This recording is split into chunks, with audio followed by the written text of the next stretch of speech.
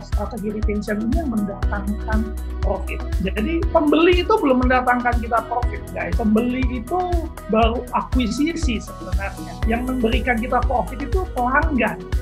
Oke, halo semua, selamat malam. Hai. Yes, terima kasih sudah bergabung. Perkenalkan, nama saya Randy Elriza dari M-Target.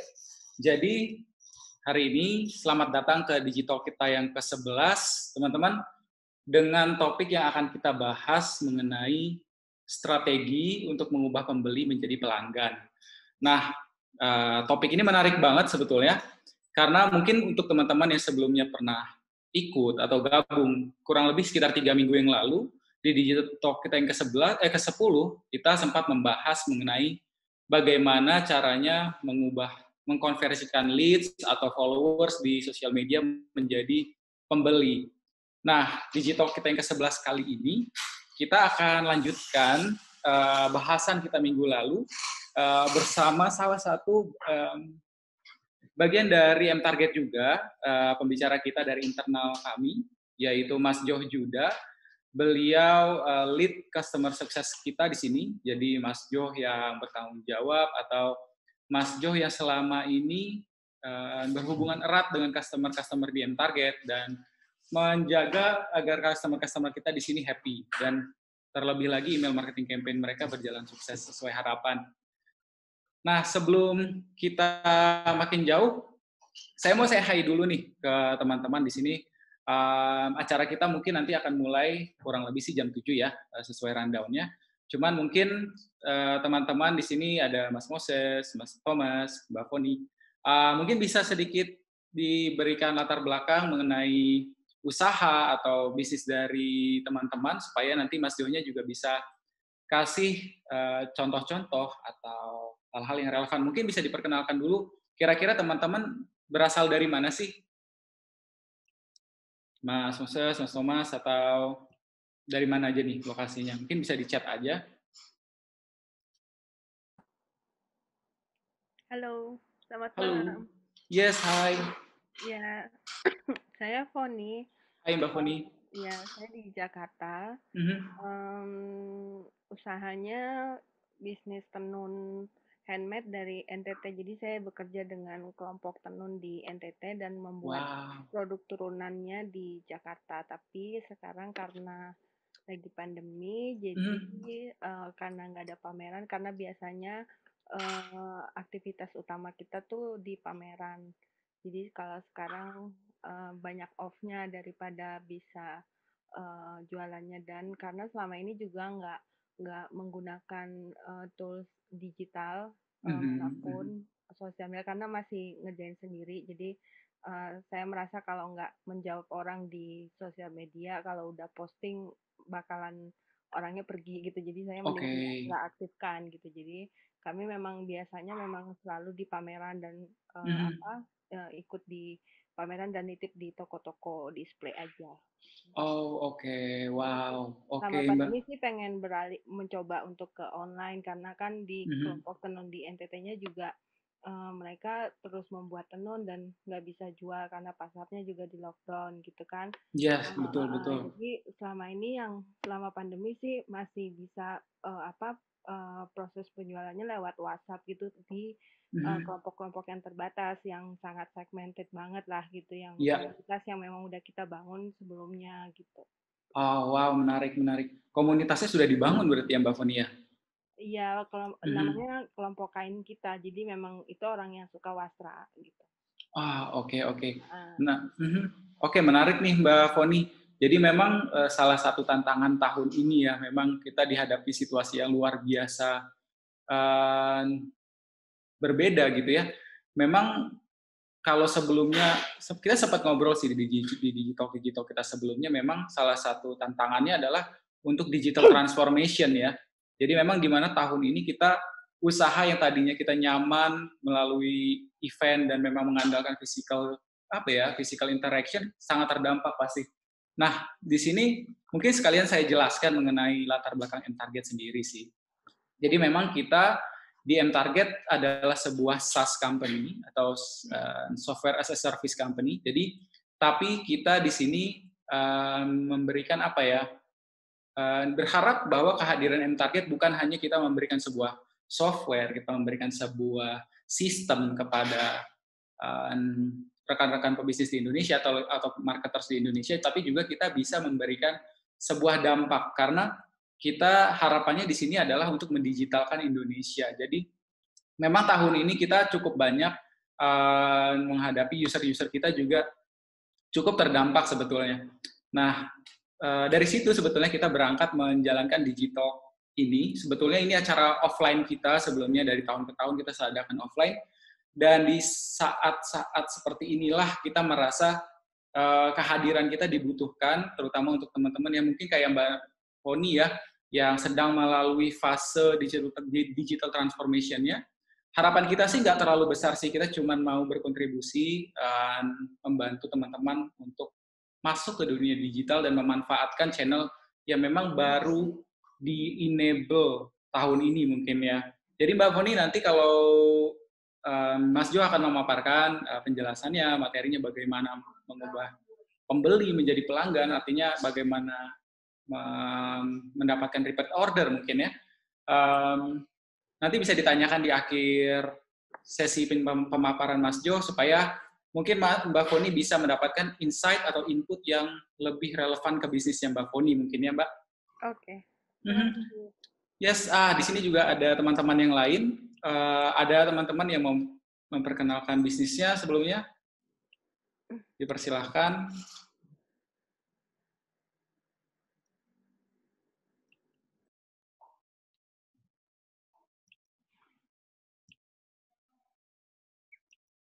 Halo Mas Thomas, hai. Halo, dari Mas Thomas dari mana Mas? Oh masih ke mute ya, pakai chat aja mungkin Mas Thomas.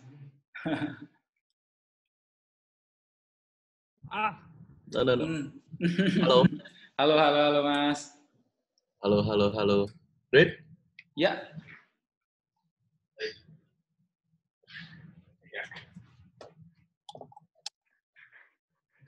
Halo, iya. Ya, cek. Oke. Kedengaran Mas Thomas. Iya. Halo Coach, dari Jakarta, Thomas.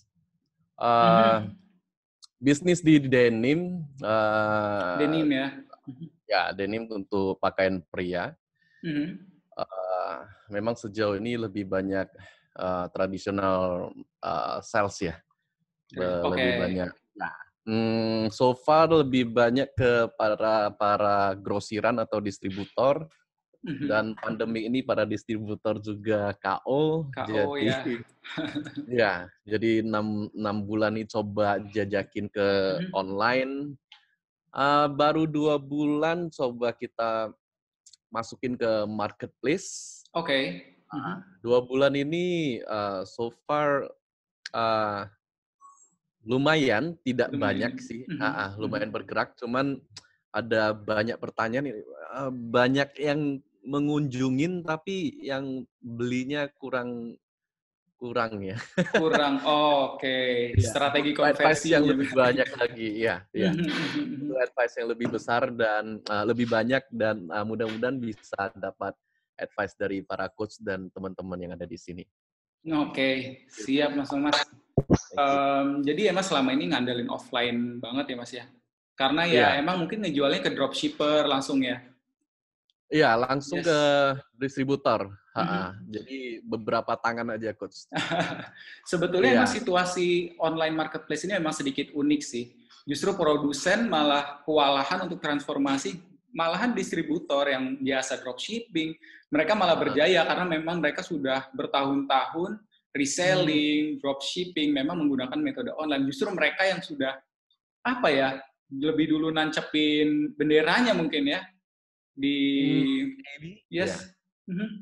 Oke. Nah, sebelumnya juga 2 tahun lalu kita sudah punya plan untuk ke digital. Cuman ada beberapa business owner masih para senior ya. Mungkin masih resisten ya. Pegang prinsip ya. Jadi kalau you produsen jangan langsung loncat ke user deh. User, betul. Yang tengah-tengah itu.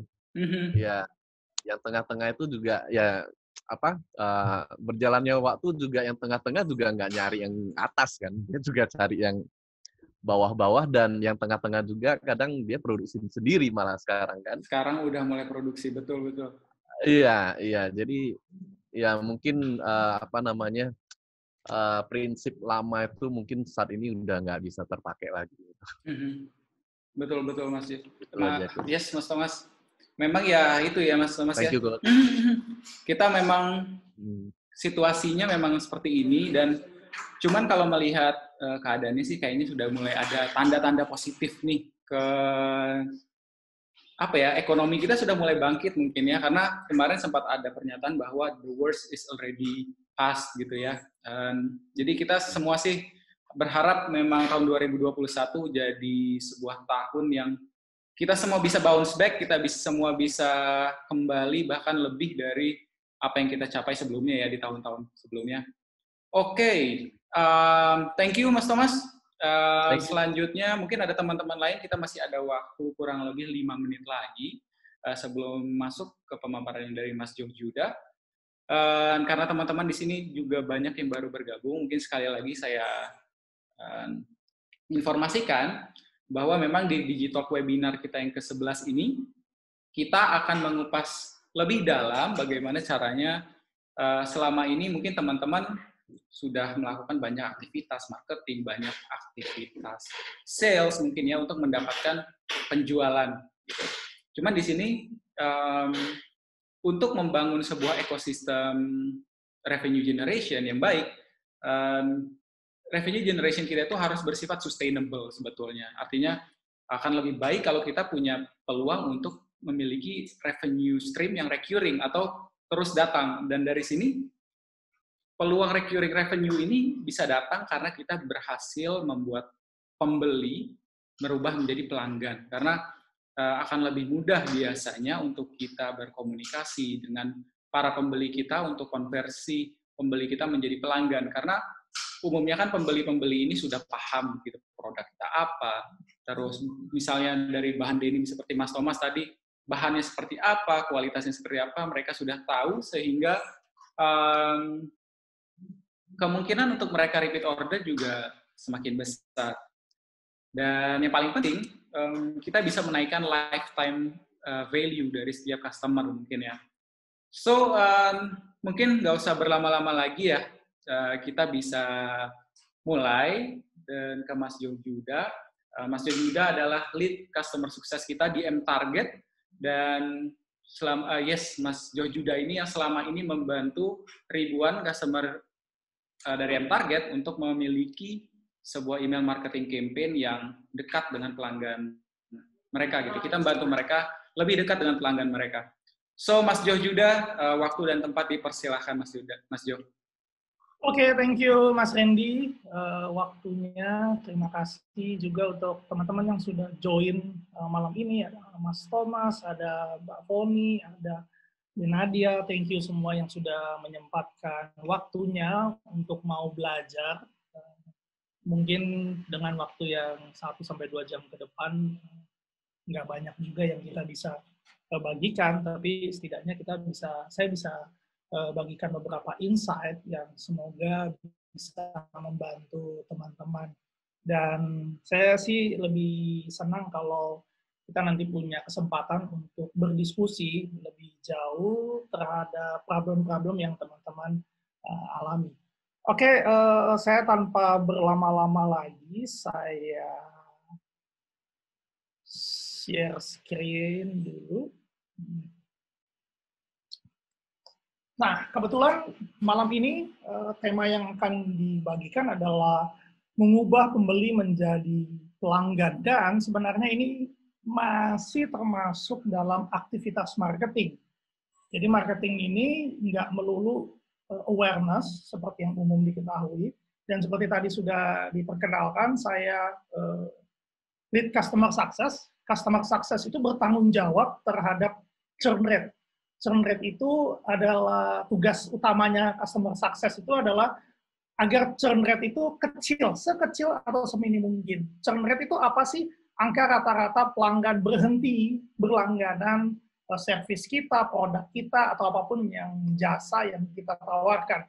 Nah, customer success ini tugasnya adalah supaya pelanggan nggak membeli, supaya pelanggan beli terus. Nah, karena kita software as a service, maka tugas saya adalah membantu customer kami supaya mereka growing bigger. Karena kalau mereka semakin besar, secara langsung dan tidak langsung, kami pun ikut besar. Jadi itu fungsi dan peran utama dari customer success. Dan untuk industri SaaS, software as a service, peran customer success itu penting.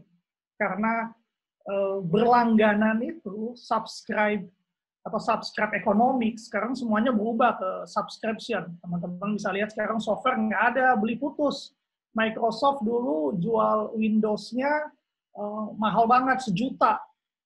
Tapi untuk batas waktu yang sampai update berikutnya. Sekarang software yang mereka jual rata-rata 100.000, 800.000, nggak ada yang sampai 1 juta, tapi setiap tahun bayar berlangganan. Nah, itu subscription economic. Sekarang semua arahnya ke sana. Bahkan makanan pun modelnya berlangganan. Nah, kenapa berlangganan ini penting dan powerful? Nanti saya akan jelaskan. Ini kegiatan marketing biasanya. Orang tahu adalah awareness. Kalau kita ngomongin marketing, digital marketing, biasanya orang akan bertanya, orang identik dengan sosial media, dengan pasang ads, dengan boosting, dengan influencer.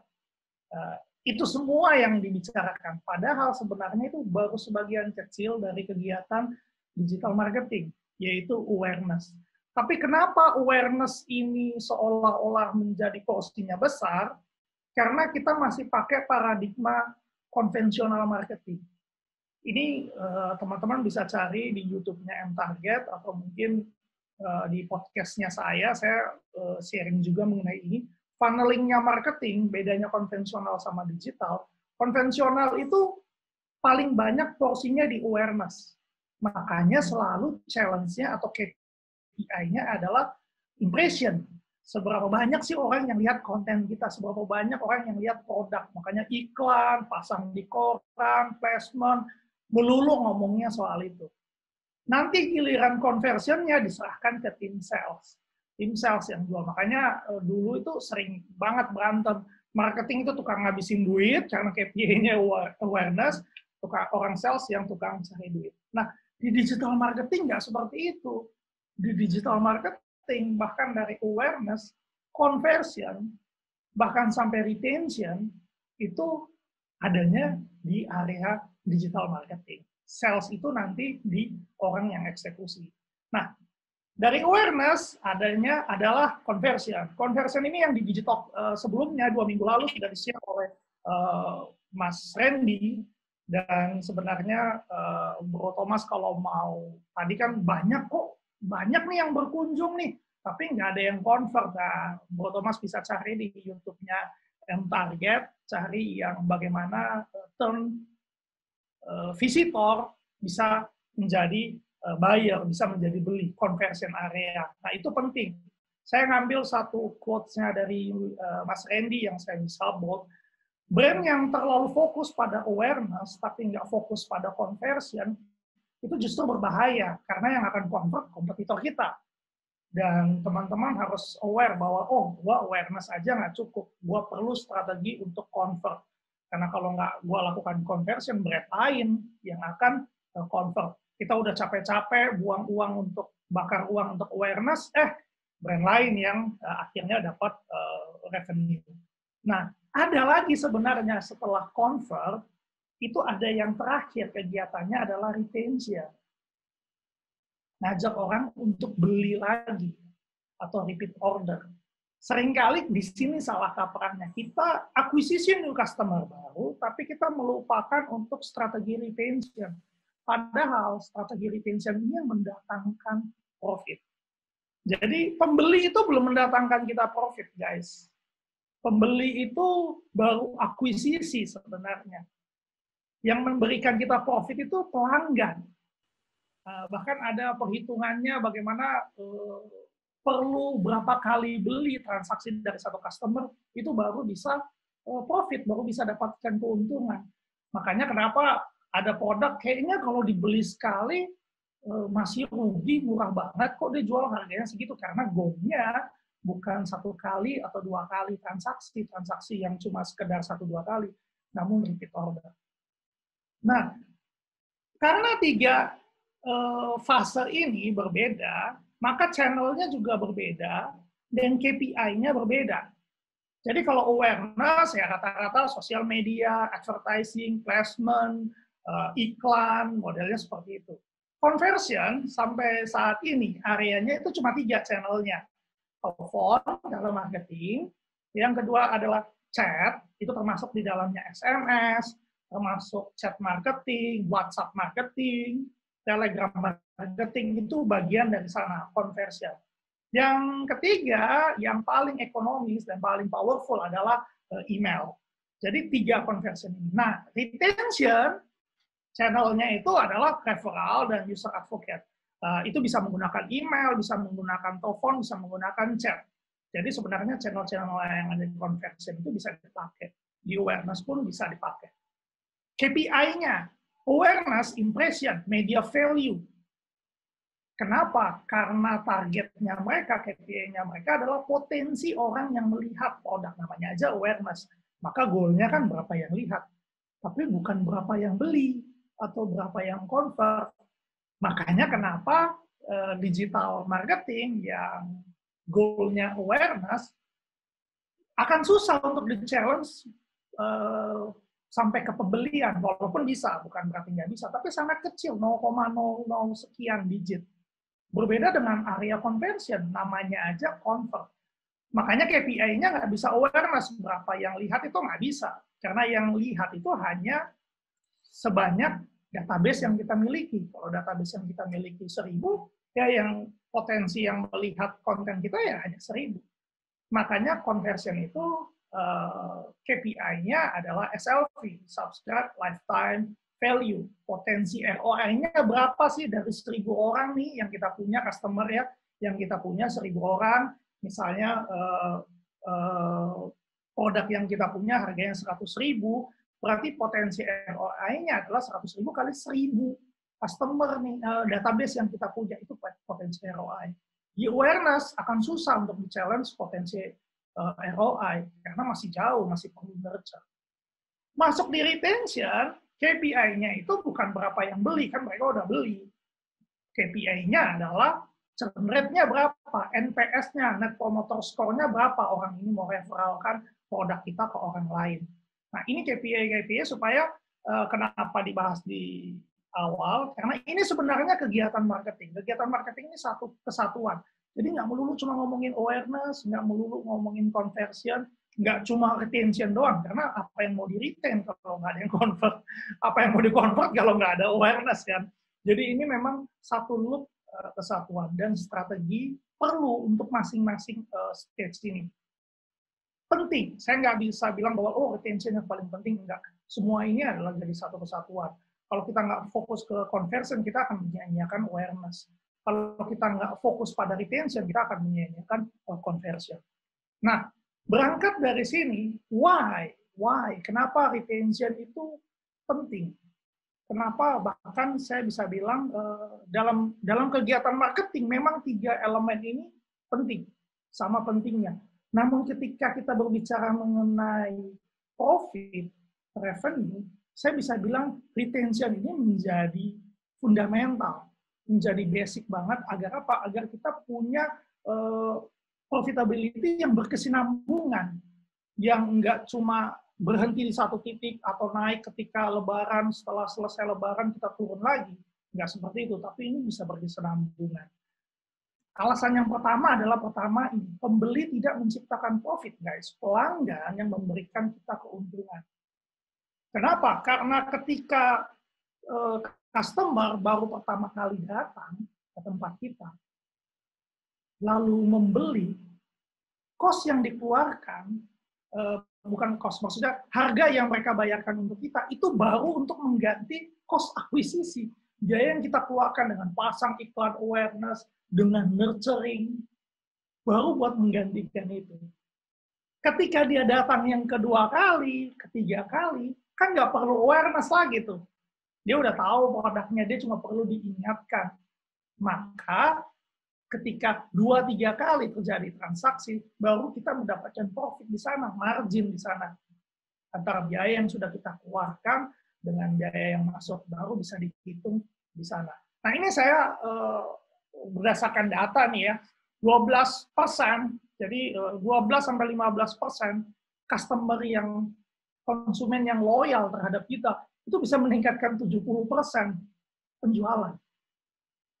Ini dari customer yang loyal, bukan kita cari orang baru. Kita sadar lah, pasti mahal banget untuk akuisisi customer baru. Nah, ini saya kasih hitung-hitungannya secara kasar, dan biar teman-teman bisa ada gambaran, oh ternyata sebesar ini keuntungan yang bisa didapat kalau kita fokus dalam mempertahankan pelanggan dan loyalty customer. Fokus pada program tersebut. Bayangkan kalau di bulan pertama ini teman-teman berhasil dapatkan 100 customer, produk teman-teman itu 20.000. Mungkin kopi ya. Berarti keuntungan yang teman-teman dapat, pemasukan yang teman-teman dapat itu ada 2 juta. Nah, bayangkan di bulan kedua, teman-teman nggak perlu cari customer baru, tapi dari customer tersebut 20%-nya, 20 orang itu balik lagi. Kenapa saya ambil angka 20%? Karena ini Pareto. Biasanya 80% bisnis kita berjalan dari 20% customer yang kita miliki. Jadi 20%, 20 orang ini balik lagi beli. Masih dari customer bulan lalu ya. Itu berarti mendatangkan di bulan kedua itu 400.000. Dalam 12 bulan, di bulan ke-12 itu udah naik. Ini kalau growth-nya 5% month to month. Berarti di bulan ke-12 itu 34% atau 680.000. Nah, kalau saya hitung ya, 680.000 dan 400.000 saya ambil nilai tengahnya deh. Nilai tengahnya itu sekitar 540.000. 540.000 itu kalau dikali 12 tuh 6 juta sekian. Teman-teman udah dapat 6 juta sekian. Itu baru dari customer yang pertama, guys. Yang bulan pertama, yang 100 itu. Kebayang nggak kalau setiap bulan teman-teman punya effort untuk dapatin 100 customer baru, dan di setiap bulan ada 20% lagi. Ini revenue per tahunnya dalam 1 tahun, yang fokus pada retention, itu pemasukan yang didapat adalah 101.760.000. Sorry, 77 juta. Gua tambahin jadi 101, 24 juta itu berdasarkan dengan pemasukan akuisisi new customer baru di setiap bulannya. Bandingkan dengan yang kita hanya fokus pada new customer baru setiap bulan, yaitu 100 customer. Kita cuma dapat 24 juta.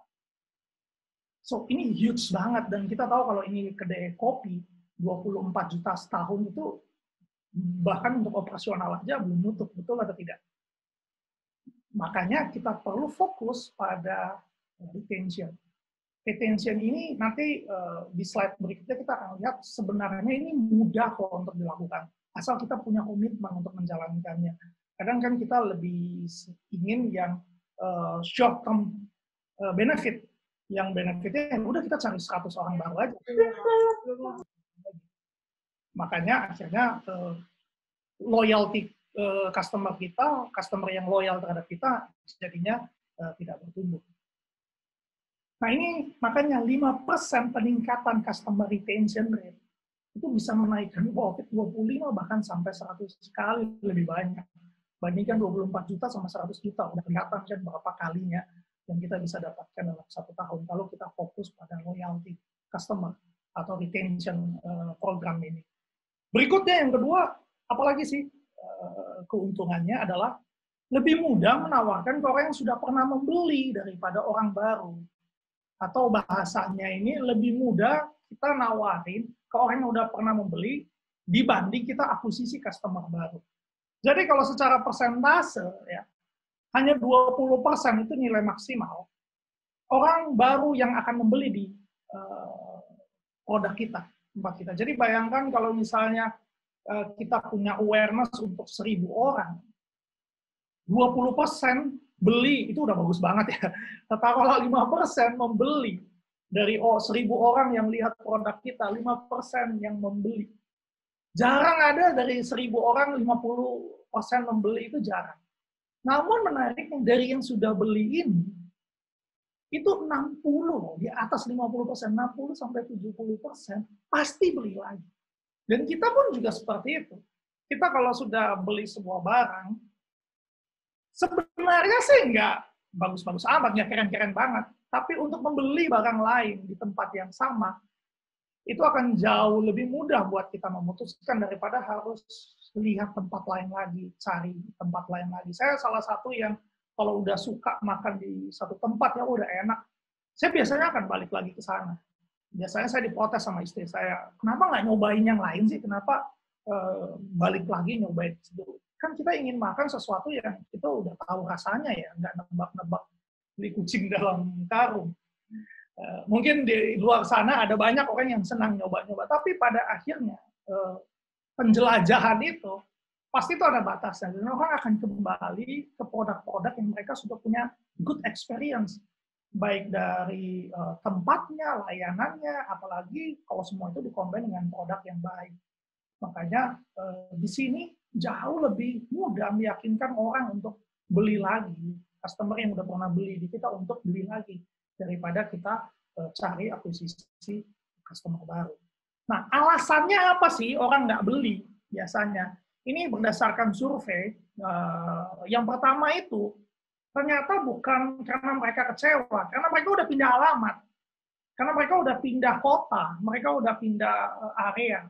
Jadi saya punya langganan tukang cukur di Kemang, itu dulu saya masih bela-belain dari area utara ke selatan. Cuma lama-lama begitu saya dapat penggantinya yang nggak lebih bagus sih, tapi daripada mikirin jaraknya, saya akhirnya pindah.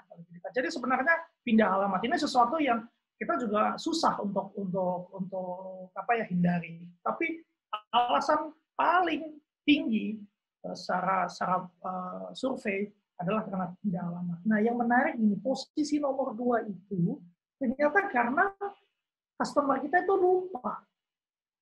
Dan kita sendiri sering banget nyalami ya, kalau ada satu produk yang kita sudah suka, misalnya sampo, sabun, yang saya udah biasa pakai, terus pas mau dipakai, habis. Kita lupa beli. Terus, aduh lupa, besok deh beli. Ternyata besok nggak sempat juga, lupa lagi. Akhirnya kita beli barang yang sama, brand yang lain, merek yang lainnya. Udahlah, nggak apa-apa, beli yang lain. Karena kita lupa. Nah, makanya nanti salah satu strategi dari retention itu adalah ngingetin untuk beli lagi. Dan itu sebenarnya lumrah buat beberapa orang, asal nggak spamming ya, asal nggak tiap hari kita ngingetin, Pak, mau beli ban mobilnya lagi, ya nggak mungkin juga kan setiap hari kita beli ban mobil. Tapi saya akan sangat senang sekali jika Toyota menghubungi saya di waktu yang tepat ketika saya harus servis mobil. Atau ketika saya harus ganti oli, ganti ban. Alangkah menyenangkan kalau diingatkan. Pasti juga teman-teman sama seperti itu. Kayak kita udah lama tiba-tiba dapat promo dari KFC mungkin, atau dari produk makanan yang kita biasa makan, terus ya udah lama nih nggak makan di sana, akhirnya kita beli lagi. Nah, ini faktor kedua, dan ini yang teman-teman perlu catat untuk masukkan dalam strategi retention teman-teman untuk diingetin. Yang ketiga itu udah kebutuhannya udah bergeser atau tidak ada kebutuhan. Seperti saya, anak saya sebelumnya masih ASI, jadi perlu kantong ASI. Sekarang saya udah nggak perlu beli lagi karena anak saya udah nggak ASI lagi. Atau baju-baju yang dulu lebih kecil, stroller, udah nggak pakai lagi. Nah, karena udah kebutuhannya nggak ada. Yang jual tas diapers buat anak-anak, itu buat baby, itu sekarang juga permintaannya nggak ada orang yang ngajak-ngajak baby mereka jalan-jalan ke mall lagi saat ini. Jadi kebutuhannya, permintaannya sudah nggak ada. Yang keempat, distribusi. Biasanya barangnya kita suka, tapi begitu kita cari nggak ada di mana-mana. Nah, ini juga akhirnya orang nggak beli lagi produk kita. Makanya tiga hal ya, sama yang terakhir itu kecewa atau bad experience.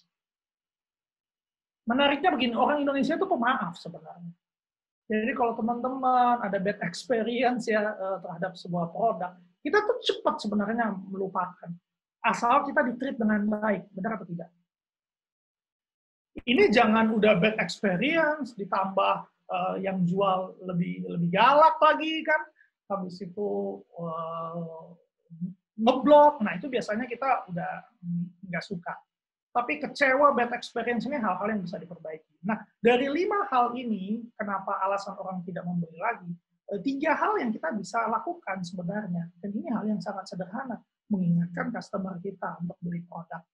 Yang kedua adalah memastikan bahwa distribusi keberadaan produk kita itu dekat dengan customer kita. Kalau sekarang mungkin bukan toko lah, tapi opsi-opsi e-commerce yang lebih banyak, opsi-opsi pembayaran. Ini kan berbicara mengenai distribusi. Opsi pengiriman, itu kan berbicara mengenai distribusi. Dan kecewa atau bad experience ini penting banget malah ya. Karena apa yang customer kita pikirkan terhadap kita itu bisa mempengaruhi, nanti di slide berikutnya saya akan lihat bahwa ini bisa mempengaruhi dengan sangat besar sekali, berdampak pada revenue stream-nya. Nah, ini yang ketiga alasannya adalah jauh lebih ekonomi. Tadi udah sempat saya singgung juga bahwa jauh lebih murah untuk kita menawarkan, mempromosikan barang ke customer yang udah pernah beli di tempat kita daripada kita akuisisi customer baru. Bahkan dibilang nih 7 kali lebih mahal kita akuisisi new customer daripada kita retain existing customer. Jadi bayangkan kalau CAC, cost acquisition customer kita, untuk satu customer kita keluarkan 100.000, untuk memperretain existing customer itu sebenarnya cost-nya itu cuma 20.000. Bahkan ada yang bilang sampai 7 kali cost lebih mahal kita akuisisi customer baru. Berarti itu kurang dari 20.000, guys. Bayangkan. Berarti dengan angka yang sama, CAC 100.000, kalau kita fokus pada retain existing customer, kita bisa dapatkan 5 pembelian baru, transaksi baru, ketimbang kita akuisisi customer baru. Nah, ini buat apa saya share, supaya teman-teman bisa punya gambaran, oh begitu customer pertama kali masuk, saya harus fokus pada retain, bahkan nggak cuma sekedar dia beli, tapi dia sampai repeat lagi. Syukur-syukur sampai referral. Nah, ini yang kita sebut sebagai customer journey. Customer journey itu ketika orang datang beli, kita udah set journey dia, nggak cuma lihat konten, tapi next-nya adalah dia beli, convert, dari dia beli, kita kumpulkan experience-nya dia supaya dia dapat kepuasan pelanggan yang lebih baik, dan akhirnya dia bisa referral. Jadi ini yang akhirnya terus bergulir. Makanya mungkin teman-teman ada lihat kenapa ada brand yang kayaknya promosinya di sosial media, awareness-nya sih nggak gede-gede banget. Tapi ketika pandemik ini, kok malah untung? Kok malah hidup aja gitu loh. Sedangkan ada yang awareness-nya di mana-mana, tapi di akhir pandemik, belum di akhir sih ya, tapi maksudnya di akhir tahun ini menyatakan bahwa bangkrut atau gulung tikar. Karena mungkin strategi kegiatan aktivitas marketingnya tidak sampai fokus untuk meretain customer mereka. Nah, kuncinya gimana sih untuk menciptakan loyalitas pelanggan? Ini kalau berdasarkan Kanti Banerjee, ini saya ngambil dia punya istilah namanya full circle approach untuk customer retention. Ada 4 kunci sebenarnya kita menciptakan loyalitas pelanggan. Yang pertama itu value for money. Jadi kita harus menciptakan value yang lebih tinggi daripada harga. Ketika orang merasa bahwa sebuah produk punya nilai lebih tinggi daripada harganya, mereka akan rela untuk membeli kembali. Jadi saya bahkan bisa bilang harga itu sebenarnya relatif. Mahal murah itu sebenarnya relatif. Mahal itu kalau nggak punya uangnya aja. Begitu katanya. Kalau mahal itu karena lu nggak punya uangnya aja. Tapi balik lagi, kalau kita tahu nilai dari sebuah barang tersebut, kita nggak akan protes dengan harga. Bahkan mungkin untuk beberapa hal lebih murah. Saya dulu pernah dikasih analogi kalau Anda lihat sebuah lukisan, mungkin cuma coret-coret, ada satu lukisan cuma orange aja semuanya, kemudian ada cuma satu titik kotak gitu aja. ornamen, nama lukisannya biru. Itu mungkin kalau ditawar, Jo, lo mau nggak beli ini 100 juta? Oh gila, kalau gue ditawarin, gila, gue nggak akan belilah harganya 100 juta. Tapi kalau gue tahu nilainya berapa, gue minjem. Karena ornamen ini yang biru, saya nggak ambil sempat download gambarnya ya, lukisannya. Itu harganya laku 3 juta US, cuma biru dan 1 titik doang. Itu laku 3 juta, maka 100 juta, 3 juta US dollar, 3 juta US dollar, maka kalau 100 juta saya pinjam lah, kalau kita tahu value dari produk tersebut. Nah, nanti habis ini kita akan bahas lebih lanjut. Terus yang kedua adalah repeat. Bagaimana sih supaya customer yang puas itu dia bisa repeat lagi. Ini juga ada strateginya, nggak serta-merta customer itu akan beli secara, ya itu bagus banget ya, NPS-nya tinggi banget ya, kalau sampai dia repeat tanpa kita punya program tertentu. Yang kedua adalah word of mouth, ini dari mulut ke mulut nih, ini marketing yang powerful banget dari dulu sampai sekarang. Dan yang terakhir adalah love for the brand. Saya langsung aja, antara price dan value. Dan saya mau bilang, inilah salah satu perilaku yang bergeser dari pelanggan saat ini. Saat ini, kita itu hati-hati sekali mengeluarkan uang. Apalagi ketika kita ini secara ofisial Indonesia udah masuk resesi. Kita akan sangat hati-hati sekali. Namun bukan berarti orang Indonesia nggak punya uang ya. Karena sepeda itu bertebaran banyak sekali. Setiap Sabtu dan Minggu teman-teman di Sudirman dan harga sepedanya nggak ada di bawah 5 juta. Jadi bukan kita nggak punya uang, tapi bagaimana kita memvalue sebuah barang. Masker misalnya, masker pernah dijual satu masker 3 juta. Hand sanitizer, satu botol hand sanitizer harganya ratusan ribu, bahkan jutaan. Tapi tetap aja diborong, tetap aja dibeli. Jadi isunya bukan harga, tapi value, nilai dari produk tersebut. Nah, ini yang teman-teman bisa lihat gimana sih supaya saya bisa punya basis pelanggan yang tepat, yang militan bahkan, ya dengan menaikkan value-nya. Menaikkan value. Dan untuk menaikkan value ini ada istilahnya value proposition. Kita memposisikan ulang produk kita, brand kita sebagai apa. Ini yang akan meningkatkan value proposition kita. Ketika value-nya meningkat, kita baru bisa menaikkan harga. Jadi harga itu bukan cuma sekedar mahal dan murah, dan ada strategi juga untuk menaikkan harga, seperti tadi saya bilang. Ini kita harus dorong supaya customer kita bisa melihat bahwa nilai barang kita itu jauh lebih tinggi daripada harga yang kita tawarkan. Nah, ini sebenarnya PR-nya teman-teman, bagaimana teman-teman bisa melihat value proposition. Sebagai analoginya ya, saya suka sharing ini, sampo deh, Sangsil. Sangsil itu sampo, walaupun target marketnya adalah semua orang yang punya kepala. Karena semua orang yang punya kepala punya rambut ya. Yang nggak punya rambut itu tetap perlu sampo. Tapi Sangsil nggak pernah bilang bahwa brandnya dia untuk semua orang.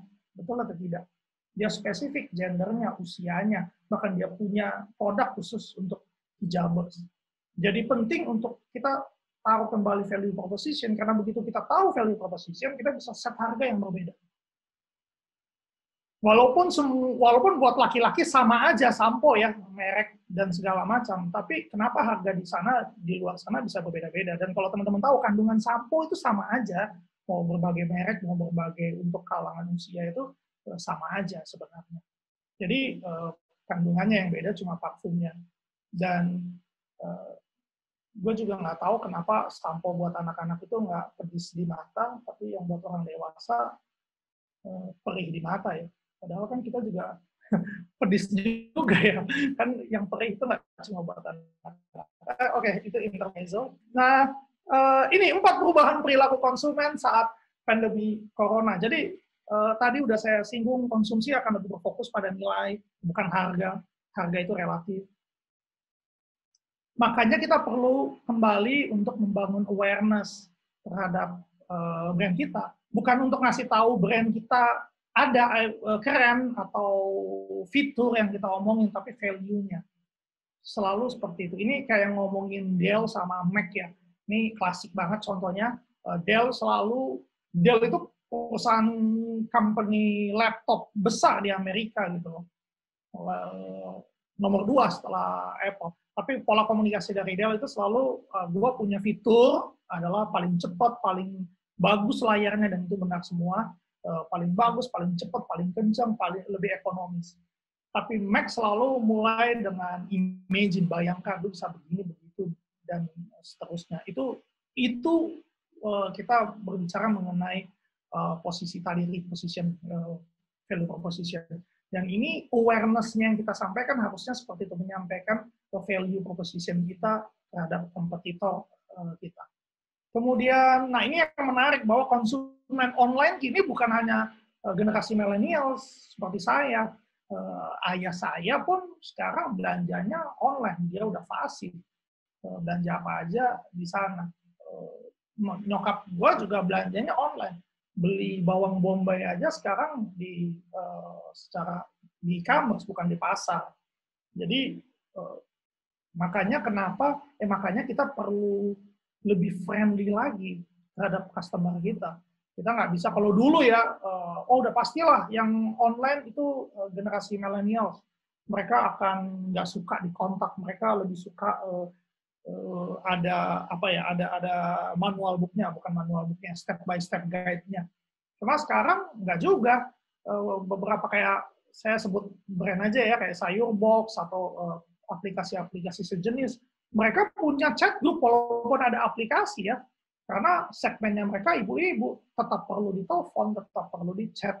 Nah itu sesuatu yang bergeser perilakunya. Kemudian yang keempat, bangkitnya tren group buying. Group buying ini kayak Groupon gitu, yang mau Groupon gitu modelnya ya, yang kita urunan beli sebuah produk, karena akan jauh lebih murah juga kalau kita rame-rame belinya. Oke, strateginya ini tips. Gimana sih meningkatkan repeat order? Tadi 4 kunci itu, dan ini meningkatkan repeat order dengan cepat aja. Pertama, kita punya program referral. Saya bisa bilang bahwa referral ini yang bikin Uber di awal-awal, apalagi ketika masuk di Indonesia, itu sangat signifikan pertumbuhannya. Ini juga yang membuat Gojek di awal-awal itu secara signifikan. Kan banyak ya dapat referral itu, bagikan link ini untuk di-download teman Anda akan dapat 500.000. Saya waktu itu di Uber itu yang masih dapat 500.000 untuk satu kali referral yang gua bagikan. Ada salah satu lagi yang saya bisa sebutkan yang dan berhasil adalah podcast Inspigo. Inspigo itu di awal-awal nggak bisa beli. Untuk berlangganannya nambah lebih panjang, itu kan secara eksklusif ya. Kita mesti referral. Satu kali kita berhasil ngajak teman kita dapat perpanjangan 14 hari subscription. Dan itu menurut saya berhasil banget. Makanya teman-teman bisa lihat, bisa tambahkan di sini gimana sih repeat order ini melakukan program referral. Kemudian lakukan retargeting, ini bahasa language dari digital marketing. Jadi ada orang-orang yang memang udah beli, kita retargeting ulang. Retargeting ini ada 2. Yang pertama tadi di activation. Orang-orang yang sudah berkunjung, lihat iklannya kita, lihat produknya kita di sosial media, kemudian dia klik, dia cari tahu, kemudian habis itu dia tidak melakukan keputusan apa-apa, action apa-apa, dia tinggalin, kita bisa lakukan retargeting. Retargetingnya khusus untuk orang-orang yang belum melakukan transaksi, supaya mereka melakukan transaksi. Jadi goalnya activation. Nah, ketika dia sudah melakukan activation, goal berikutnya agar mereka retain lagi.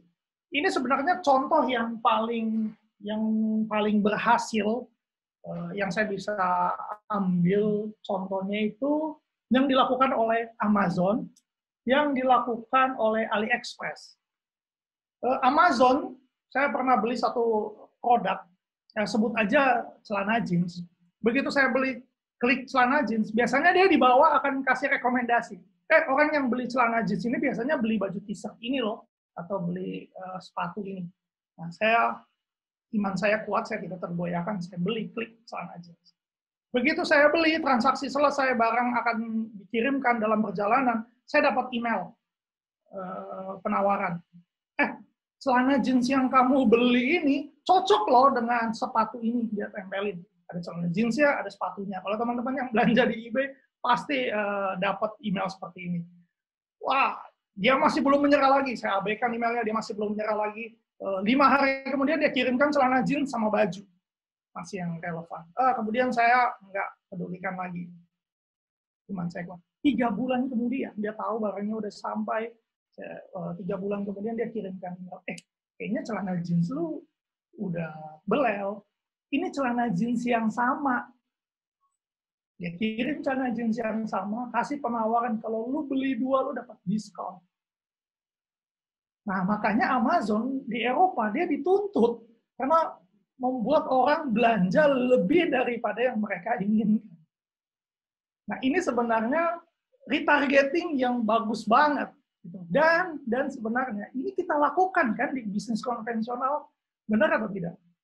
Ketika ada orang datang ke toko kita, entah dia lihat di iklan, entah dia lihat di sosial media, brosur atau kata temennya datang. Nah, itu awareness ya, strategi awareness. Dia datang ke toko kita. Terus habis itu dia lihat-lihat doang. Kalau toko kita rame, kita ngelayanin penjual, ya udahlah, resources kita terbatas juga untuk ngeladenin orang ini. Tapi kalau toko kita lagi sepi, orang banyak datang tapi lihat-lihat, lalu kita diemin doang, kita tunggu beli nggak dia. Terus habis mereka lihat-lihat, kita nggak ngomong sama mereka, kita nggak tap mereka juga. Terus akhirnya mereka nggak jadi beli, mereka keluar. Terus kita, kok mereka nggak beli sih? Nggak mungkin kan? Kita pasti akan datang ke orang tersebut, Pak, Bu, ada yang bisa dibantu, cari apa, benar nggak? Itu namanya strategi nurturing. Itu sebenarnya sama. Di digital itu namanya nurturing. Orang yang udah datang di website, lihat-lihat harusnya, kita connect dengan mereka. Cara connect-nya gimana tadi? Telepon, WhatsApp, chat, email. Pak, Bu, ada yang bisa dibantu nggak? Kebutuhannya apa? Yang dicari apa? Kan goalnya untuk itu. Kalau dia belum ada keputusan untuk membeli, ya udah nggak apa-apa. Kita nurture. Misalnya produk madu, sekarang produk madu lagi banyak, semua teman-teman saya jualan madu. Lalu di sana bisa edukasi, madu yang bagus untuk menjaga kesehatan begini, begitu. Kemudian hari ketiga, penting untuk minum madu setiap hari, kasih tips dan segala macam. Hari terakhir, daripada lu repot, kita punya produknya. Nah, ini tindakan retargeting. Personalized marketing ini mirip, sama seperti itu. Jadi konten yang kita terima, penawaran yang tadi celana itu kan nggak berlaku untuk semua orang. Mungkin istri saya beli di Amazon beda produk. Mungkin teman-teman beli beda produk, kan nggak mungkin dapatnya jeans, itu kan konyol. Makanya personalized marketing itu penting di sini nanti akan dilakukan. Saya ambil satu contoh yang menarik ya soal nurturing ini. Adalah 2 tahun yang lalu kalau nggak salah. Ini saya, kalau nggak salah, saya dapat email itu dari salah satu e-commerce lah. Saya kebetulan, jejak saya di aplikasinya adalah cari sepatu. Kemudian proses di bulan Desember, saya dapat itu. Pentingnya menjaga kebersihan sepatu di musim hujan. Gue buka dong emailnya ya. Kan gue suka sepatu, oh ya gue tahu. Dan musim hujan, gue pengen baca. Oke, jadi penting memang untuk mencuci sepatu. Kemudian 2 hari kemudian dia kirimin saya email lagi. 5 tips membersihkan sepatu dengan mudah. Wah, saya buka, saya baca lagi.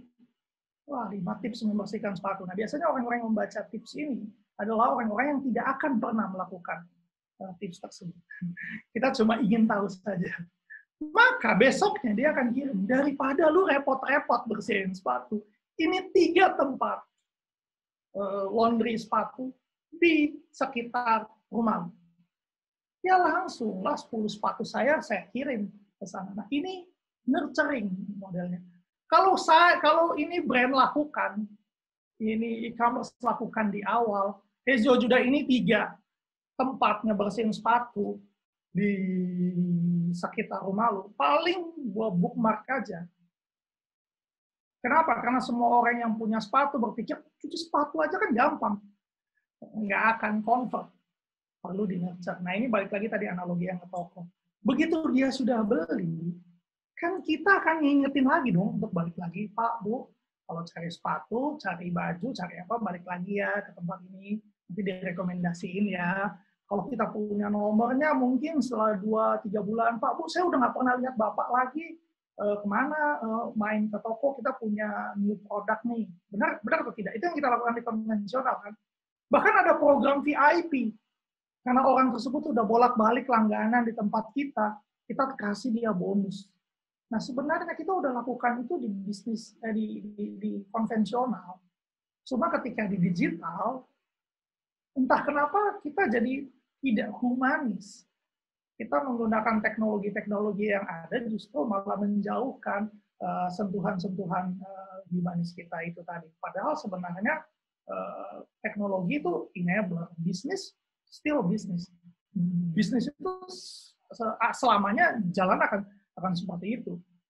Antara yang punya kebutuhan dan yang punya produk bertemu dan terjadi interaksi.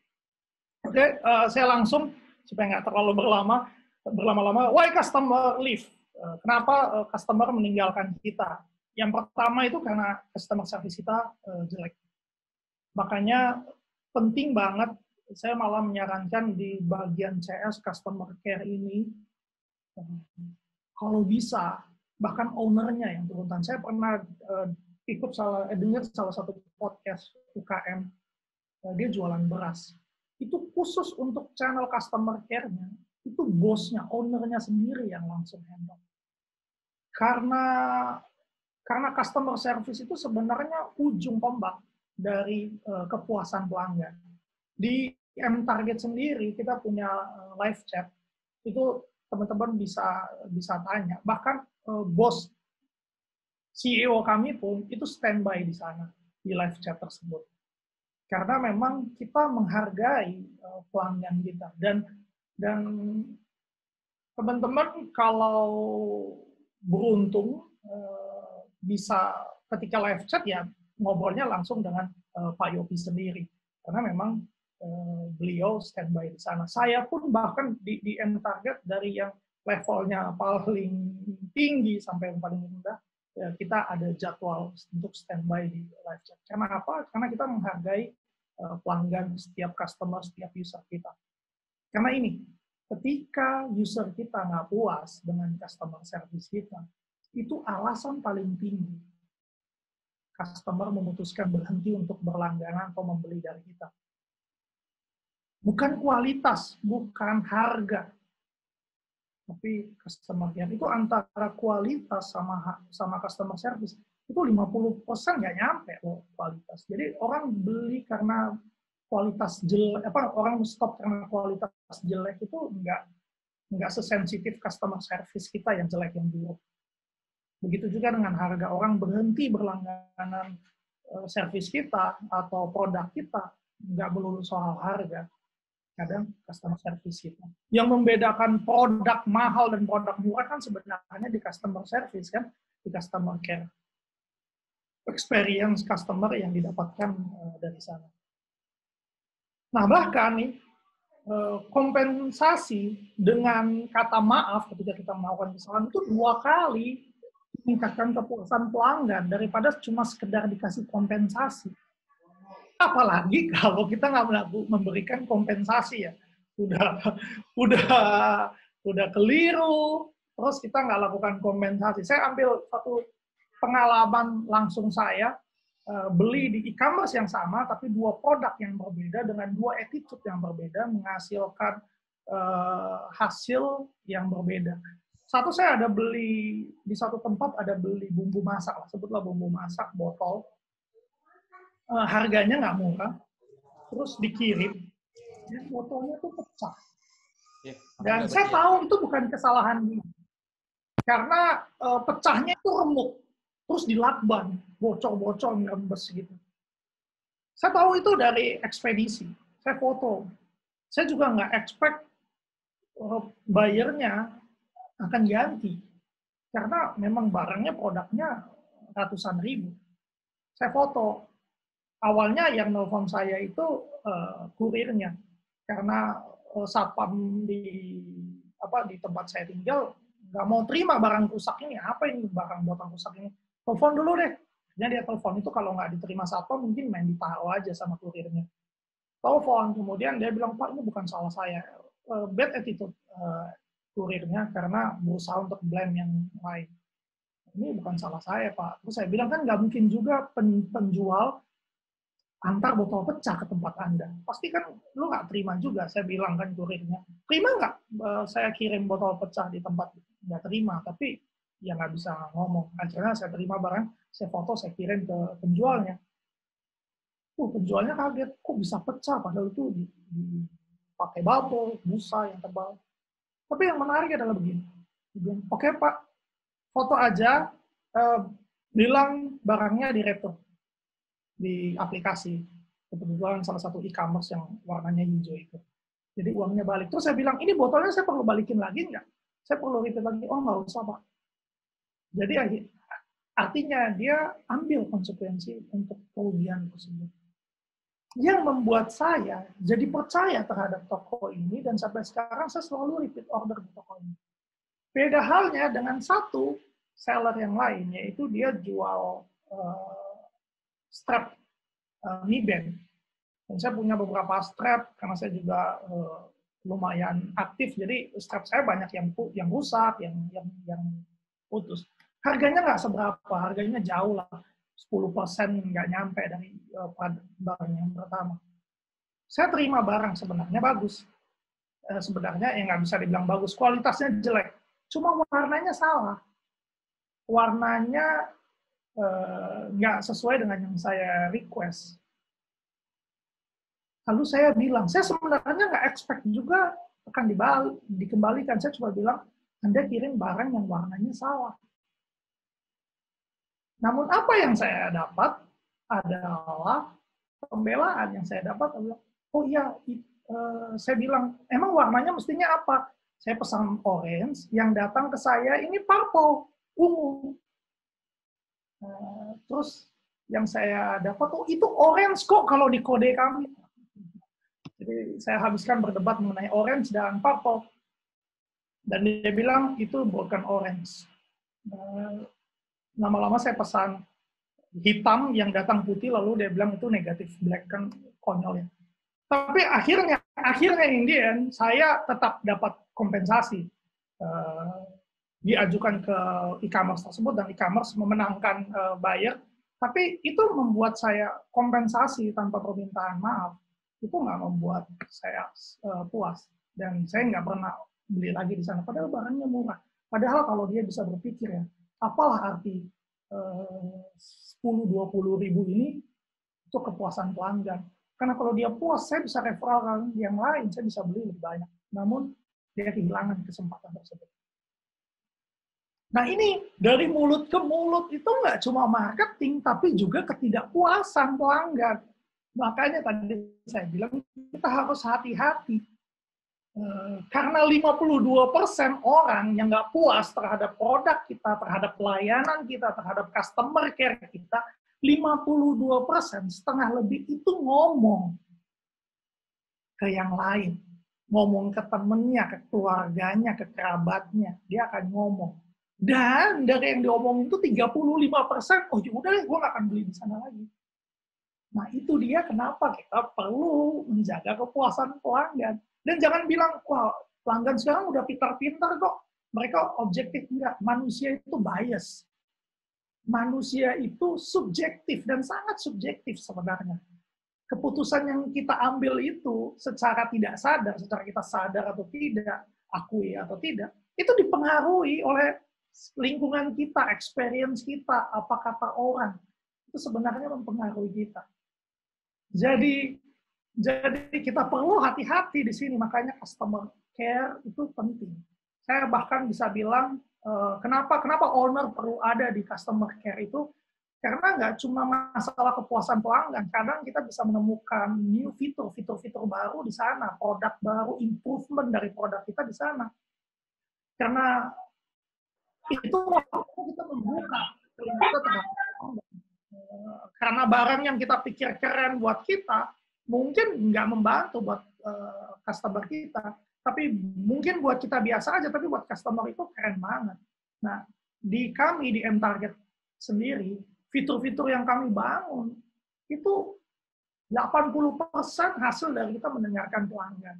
Kita nggak berusaha membangun fitur yang canggih, tapi membangun fitur-fitur, tools-tools yang useful, yang memang dibutuhkan oleh pelanggan kami. Nah, ini nih yang saya mau angkat, branding. Bahkan strategi loyalty ini justru cara kita membangun branding. Jadi, branding itu kegiatan untuk mempromosikan barang, nge-branding barang ya, itu bukan di awareness, tapi di experience. Branding itu bukan soal apa yang kita ngomong terhadap produk kita, tapi apa yang orang lain, customer kita, ngomongin mengenai produk kita. Benar atau tidak? Kalau saya, branding saya adalah sebagai bapak-bapak keren, tapi keluarnya cuma dari mulut saya. Itu branding nggak? Bukan.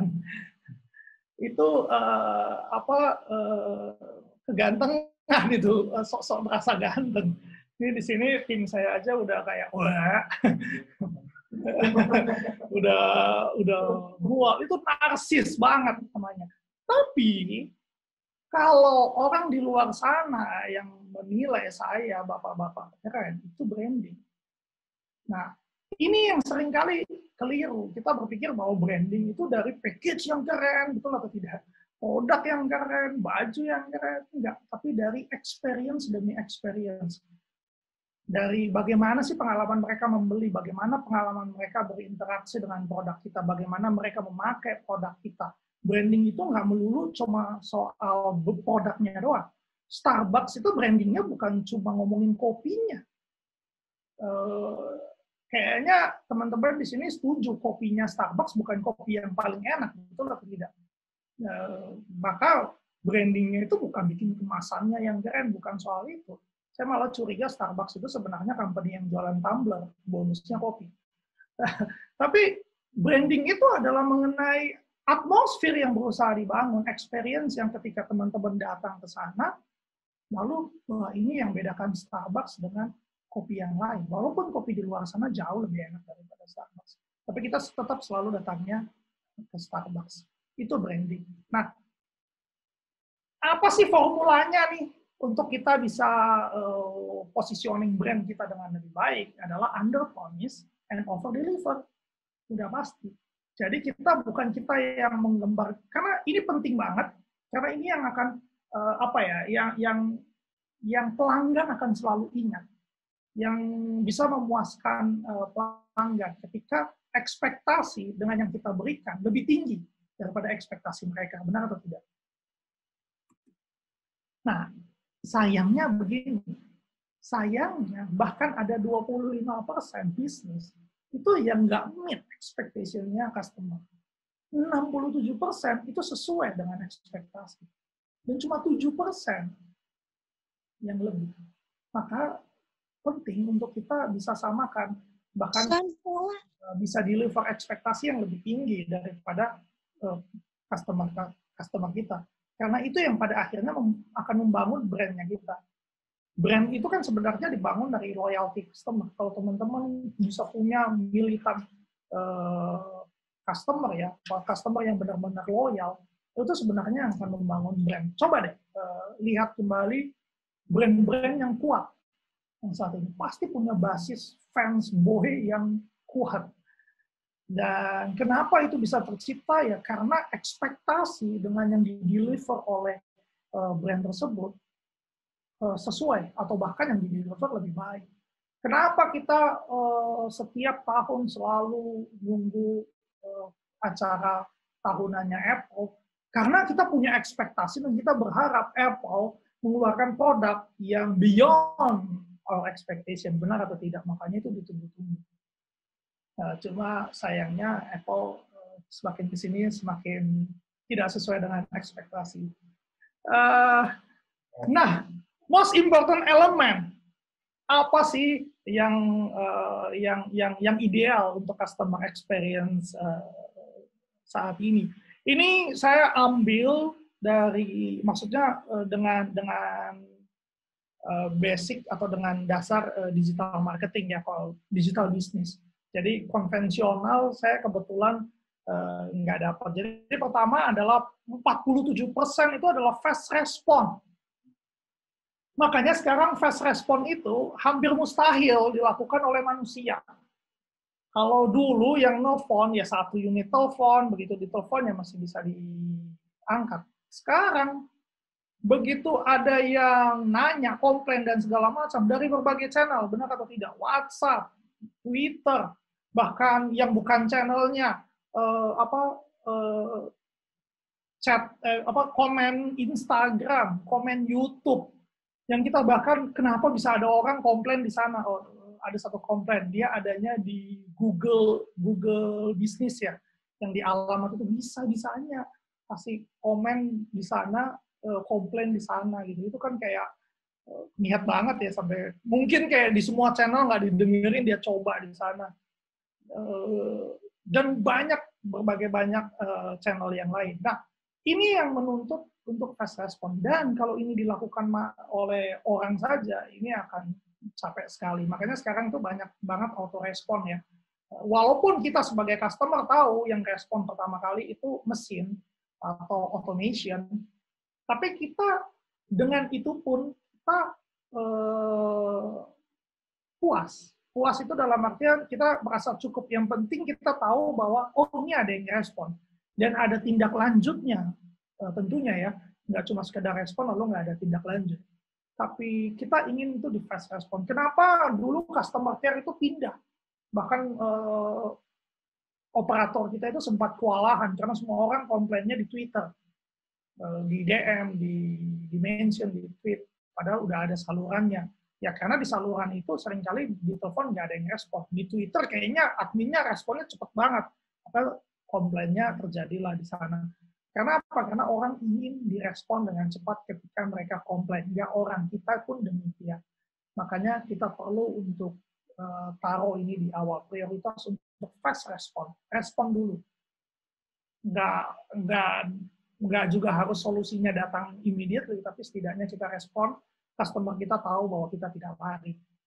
Kemudian yang kedua, masih 47% adalah proses penjualan pembelian yang sederhana, yang mudah, yang nggak panjang. Ini saya ambil contoh misalnya kayak adik saya, dia saat ini jualan jamu kemasan begitu, produknya bagus, tapi PO. Saya waktu beli, walaupun di adik saya, dia kasih sampel, enak, beli, PO, repeat yang ketiga, PO. Begitu pembelian, namanya kalau akuisisi ya, orang bisa tolerir lah. Namun kalau untuk berlangganan, orang ingin yang lebih mudah. Ada nggak opsi lain? Ada nggak opsi, gue nggak perlu PO, yang beli langsung bisa diminum? Itu saya sampaikan ke adik saya. Nah ini yang kita perlu perhatikan, poin-poin di sini, interaksi 24/7. Kemudian sebenarnya yang paling penting itu ada di yang ini, clarity, simplicity of product, info, cross channels. Sebenarnya kita nggak harus respon 1 kali 24 jam kali 7. Asal kita komunikasi dengan baik. Kapan sih jam operasional? Dan memang nggak mudah mengkomunikasikan melalui digital untuk konsumen di Indonesia ya. Kadang-kadang nanya, Gan, barangnya ada apa enggak? Ada. Baru kita balas, ada di bawah komen. Bos, barangnya ada apa enggak? Ya itu aja semua. Padahal tepat di atasnya. Belum lagi kalau harganya berapa, itu bolak-balik nanya seperti itu. Menjengkelkan, namun ketika kita bisa ladeni hal tersebut, kepuasan pelanggan meningkat. Saya ini hampir kehabisan waktu, ini udah di slide terakhir. Nah, matriksnya bagaimana untuk untuk melihat retention ini, bahwa strategi retention kita berhasil atau tidak. Ada beberapa matriks, ada yang tadi saya sudah sebut, ada yang namanya churn rate. Churn rate ini teman-teman bisa googling ya. Jadi saya nggak tulis semua karena kita akan kehabisan waktu kalau ngebahas. Cernet ini pakai kohort, itu dilihat berapa lama sih orang berlangganan di tempat kita sampai akhirnya mereka nggak membeli lagi. Itu ada rata-ratanya dihitung dengan cernet. Idealnya berapa? Idealnya itu nggak lebih dari 5% seharusnya, karena kalau di atas itu udah besar banget. Kemudian ada lagi Net Promoter Score, NPS. Promoter Score itu kalau rasionya 1 sampai 10 ya. Kalau 1 sampai 5 itu kecil, 6 sampai 7 itu biasa, 7 sampai 9 itu bagus. Nah, kalau yang 9 sampai 10 itu skor di mana orang mau ngajakin orang lain. Kalau sampai kita beli produk, kemudian bilang, oh ini bagus, lalu saya nih, beli deh produknya ini, bagus banget. Saya ngomong ke yang lain itu NPS-nya udah 9 sama 10. Udah tinggi. Tapi kalau bagus, tapi nggak direkomend, itu biasanya tadi 7, 8 nilainya di sini. 6 ke 7 itu nggak komplain lah. Tapi di bawah itu biasanya NPS-nya komplain. Nah, ini yang biasanya RFM Matrix, ini salah satu yang umum dipakai. RFM itu resensi, frekuensi, dan monetary. Resensi itu apa sih? Resensi itu dari orang pertama kali tahu produk kita sampai dia memutuskan beli. Berapa lama? Nah, semakin kecil, semakin bagus. Ini masing-masing rasionya itu 1 sampai 5. 1 yang paling rendah, 5 yang paling tinggi. Frekuensi itu berapa sering sih customer kita membeli. Ketika dia frekuensinya semakin sering, nah ini teman-teman nanti klasifikasi sendiri. Sering itu seberapa sih, karena nanti akan berhubungan sama net profit, value, economic value dari produk teman-teman. Frekuensinya sama juga, paling tinggi 5, paling rendah 1. Monetary itu seberapa banyak orang mau spend duit, rata-rata. Spend duit terhadap beli produk kita. Misalnya dia tadi frekuensi beli baju, belinya sih nggak sering, tapi sekali beli misalnya selusin. Gitu. Misalnya saya sekali beli itu selusin, gitu. Pakai untuk setengah tahun, 1 tahun. Bisa. Nah, yang bagus itu RFM Matrix, kalau misalnya dari satu customer itu angkanya 5, 5, 5. Nah, itu udah yang paling tinggi itu. Kemudian ada beda-beda, ada yang misalnya 1, 3, 5, 1, ini beda-beda. Dan ini biasanya strateginya pun berbeda-beda. Kalau yang frekuensinya tinggi, ya kita bisa dorong untuk mereka monetary, beli lebih banyak. Kalau yang belinya lebih banyak, kita bisa bilang, daripada lu beli 10, kayak saya tadi ya, selusin setahun sekali, lu mending beli 2 potong atau 1 potong, tapi setiap sebulan atau 2 bulan. Nanti di sana kita bisa berikan mereka promo, diskon, VIP treatment, dan segala macamnya. Lisensi ini, ya tadi, lisensi ini berkaitan dengan value dari produk kita dan engagement. Jadi kalau lisensi ini dekat dengan engagement, measure of engagement, kita ngukurnya dari sana. Kalau frekuensi sama monetary ini dari CLV. Berapa sih CLV-nya? Dari sini frekuensi dan monetary. Nah, saya langsung ngomongin best practice-nya aja sih, strategi customer retention. Ini kayaknya slide terakhir saya. Strategi customer retention terbaik untuk menaikkan repeat sales itu kayak gimana sih? Pertama, kita harus paham customer retention lebih dalam lagi. Dari yang tadi saya sampaikan, sebenarnya yang sama, yang kita punya benang merah antara dari awareness, akuisisi, sampai di retention adalah kita punya basis informasi terhadap customer kita. Ini namanya buyer personanya kita. Siapa sih sebenarnya customer kita ini? Kita perlu tahu behavior-nya mereka, berapa sering sih mereka beli, tinggal di mana, kebutuhan mereka apa. Semakin lengkap kita punya data-data tersebut, itu membuat kita semakin dekat dengan customer kita. Begitu kita dekat dan tahu customer kita bisa menawarkan produk yang tepat juga untuk mereka. Ini bisa dengan cara yang nggak usah berpikir yang terlalu ribet. Saya ambil contoh, ini ada di digital kita di awal-awal pandemi, ini dengan Mas Haryo, Dapur Buku. Dia customer dia handle customer-nya lewat WhatsApp. Semua chat transaksi 2 tahun terakhir, dia nggak pernah tutup. Supaya apa? Supaya begitu dia lihat customer-nya, dia bisa lihat terakhir customer-nya beli apa, kapan. Supaya dia bisa nawarin produk yang sama. Oh, ini customer sering beli. Gua mau kasih dia VIP treatment. Sebenarnya gunanya itu, supaya kita bisa mengidentifikasi customer kita dengan lebih baik. Nah, kalau customer-nya 10, 20, 100 mungkin bisa ke-handle. Tapi kalau begitu ribuan, teman-teman perlu dibantu oleh sistem, perlu dibantu oleh data management, database management, CRM. Yang kedua adalah mengirimkan email marketing. Walaupun namanya email marketing, nggak melulu cuma promosi doang. Ada yang tadi untuk referral, bagikan email ini untuk dapatkan sesuatu, misalnya ngingetin atau ngucapin selamat ulang tahun, itu ningkatin engagement tinggi banget. Tapi kalau Anda sampai salah ngucapin, itu justru berpotensi sangat buruk sekali. Jadi harus hati-hati di sini. Makanya balik lagi teman-teman perlu dibantu oleh sistem, bantu oleh tools. Karena nggak ada yang lebih buruk ketika kita mengirimkan email, salah manggil nama, salah ngucapin selamat ulang tahun. Itu kalau di beberapa user kami, itu bahkan sampai BOD-nya turun tangan kalau sampai hal tersebut terjadi. Jadi ini yang hati-hati. Lalu membaca ulasan customer, nah ini penting banget tadi ya, suara pembaca. Kalau zaman dulu ya, ketahuan banget usianya gue, suara pembaca itu cuma di koran.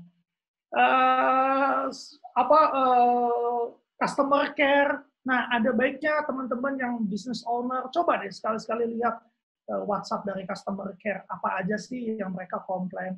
Biasanya apa yang mereka komplain itu adalah potensi untuk menciptakan service baru, produk baru.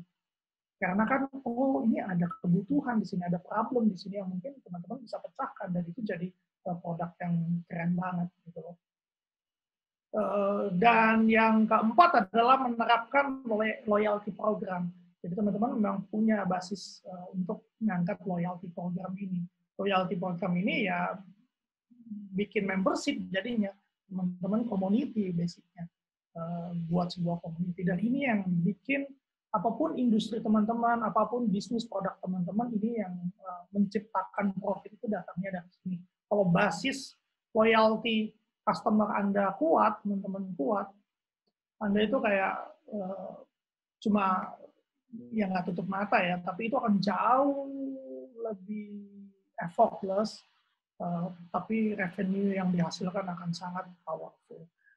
Oke, ini beberapa contoh ya peran email sebenarnya dalam meningkatkan repeat itu kayak gimana sih, kayak reward, kayak tadi saya bilang ya, reward kepada customer loyal, kirimkan ucapan selamat ulang tahun. Oke, ya semoga nggak kelamaan saya sampai di sini yang bisa saya share. Kita masuk tanya jawab atau gimana, Mas Randy? Saya kembali. Yes, Mas Jo Juda, wow, thank you banget Mas Jo Juda, Mas Jo, pemaparannya wah luar biasa banget. Saya aja punya banyak banget catatan nih dari pemaparannya. So mungkin biar kita bisa langsung kali ya Mas Jo. Karena teman-teman kita di sini udah ada beberapa yang sudah tanya via chat, dan saya mau ingetin juga ke teman-teman semua, kalau ada pertanyaan bisa ketik aja di kolom chat kita, saya akan bantu untuk tanyakan ke Mas Jo Juda. Harapannya kita bisa jawab semua pertanyaan dari teman-teman dalam waktu kita kurang lebih masih ada sekitar 30 menitan lagi. Nah, Mas Jo, pertanyaan pertama nih Mas Jo dari Mas Afif Nugroho. Ini tadi Mas Afif nanya waktu Mas Jo memaparkan soal cara pemesanan yang simple gitu Mas Jo. Cara pembelian yang simple. Pertanyaannya adalah cara pemesanan seperti apa sih yang menurut Mas Jo tuh bagus gitu ya, Mas Jo suka? Oke. Karena saya customer success ya, saya selalu bilang kita nggak berasumsi. Cara yang paling tepat adalah kita cari tahu dari customer kita. Jadi, contoh misalnya, halo?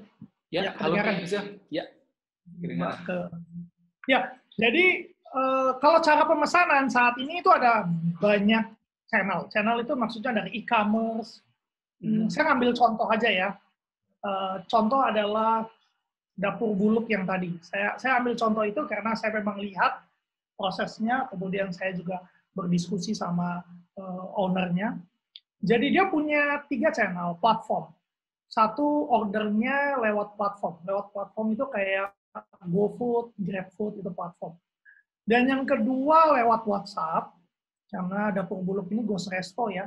Dan ketiga itu sebenarnya bisa order langsung di tempat, tapi nggak bisa makan di tempat karena dia ghost resto. Jadi itu opsinya. Masing-masing itu punya pembelinya sendiri-sendiri. Dan jangan salah, bahkan ghost resto yang sudah bagus ya, dia bisa itu arahkan pembelinya. Kalau dia nggak suka nih promonya GoFood lagi nggak bagus, dia arahkan untuk pindahin ke GrabFood. Customer-nya belinya semua dari GrabFood. Nah, saat ini keputusan membeli itu kan agak sensitif ya. Ada promo, ada diskon, ada kalau saya tergantung di mana imani saya ada. Kalau saya mau beli lewat Grab, ternyata OVO-nya kosong, tapi di GoFood ada, ya saya ordernya lewat GoFood dong tentunya.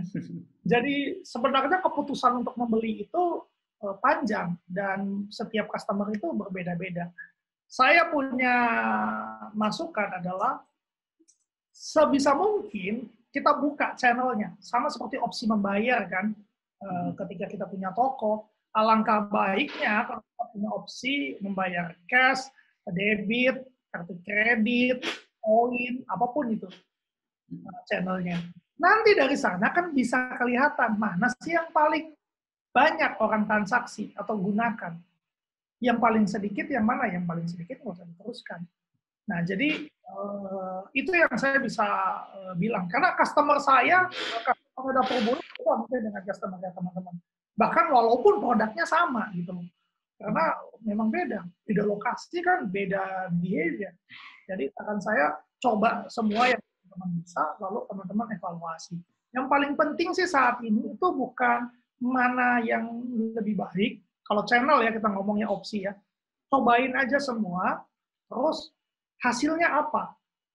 Ada istilahnya namanya A/B test. Cobain aja dulu semua, mana yang nggak berhasil ditutup, mana yang berhasil kita double di sana.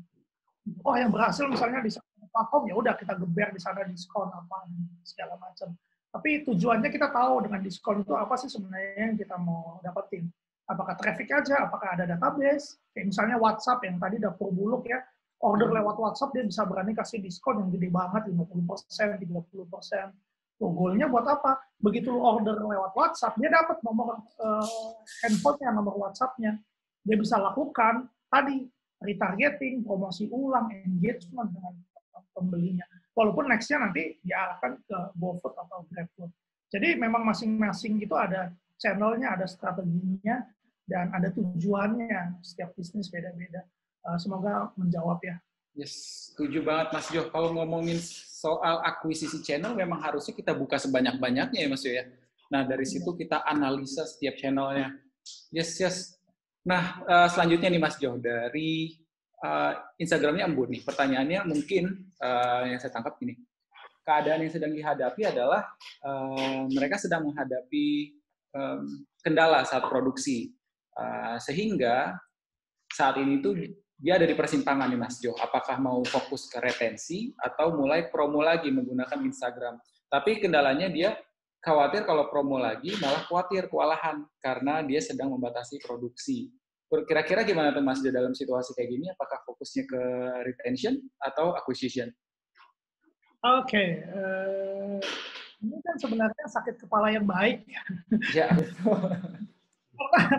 Yang ada juga orang itu saya khawatir nggak laku atau penjualan sepi. Kalau ini justru seharusnya bagus ya. Saya tapi memang ada namanya manajemen operasional. Saya pernah ikut kelasnya. Memang marketing ini dari bisnis, dari keseluruhan bisnis itu masih part yang lebih kecil lagi. Ada produksi, ada penyimpanan. Kalau kita terlalu banyak menyimpan, busuk, itu gimana? Itu sesuatu yang, apalagi industrinya produksi. memang complicated. Tapi kalau bicara di marketing ya, di sales marketing, semakin banyak penjualannya semakin baik tentunya. Soal khawatir kewalahan itu ya memang itu kita bisa naikkan gitu. Itu kalau dari kacamata, maksudnya dari kacamata marketing dan sales ya. Kalau misalnya saya punya order lebih banyak, terus orang produksi bilang, wah nggak bisa, kami kewalahan. Ya itu kan tinggal ditambah orangnya. Itu kalau dari sudut pandang marketing. Tapi memang kita juga karena order yang banyak, kita juga perlu menjaga kualitas yang lebih baik. Tentunya kita nggak turunin kualitasnya. Yang saya bisa sarankan ya, mungkin ini waktunya untuk naikin harga sih. Kalau memang produksinya terbatas, karena kan pasti begitu. Produk-produk yang mahal itu kan karena dia terbatas ketika diproduksi. Supaya bisa menjaga antara supply dan permintaan dan penawaran. Paling itu sih. Kalau untuk soal retensi dan mulai promosi IG di ad, apalagi bisnisnya harganya mau akan naik, ya mungkin akuisisi baru kali ya. Kalau untuk harga kita mau naikkan, karena kalau dari pelanggan yang lama untuk harga naik pasti lebih berat, pasti mereka lebih resisten. Gitu. Okay. Bisa, kalau boleh tahu ini produknya apa ya, Embun ini ya? Ini produknya adalah bakery, Mas Jo. Oh, iya. Naikkan harga udah pasti deh. Naikkan harga ya. Dan retensi, nah mungkin mbaknya atau masnya ini perlu hitung berapa lama orang akan order ulang lagi. Karena kalau kue bakery, ini cake ya, cake yang hiasan gitu, kebetulan teman saya juga ada yang seperti ini, memang handmade banget, tailor made. Tapi kan nggak setiap bulan atau setiap minggu orang mesen cake seperti itu ya. Jadi ada umurnya, ada batas waktunya. Jadi memang ya lakukan ads sambil harganya perlahan-lahan. Oke. Nah, ini Embun Bakery-nya juga sudah jawab. Pas banget nasihatnya Mas Jo. Oke. Nah, selanjutnya nih kita ke pertanyaan dari Thomas Sumandio. Ini tadi yang di awal, usahanya denim, Mas Jo. Jadi pertanyaannya adalah, apa strategi retention ke pelanggan jika produk terbatas? Mungkin di sini saya tafsirkan opsi ya, mungkin variasi produknya terbatas, karena dia hanya punya 3-5 produk tetap saja.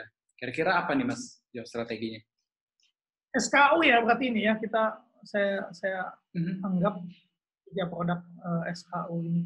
Oke, retention-nya bagaimana? Oke, retention itu nggak melulu, nggak harus orang tersebut beli untuk dirinya lagi.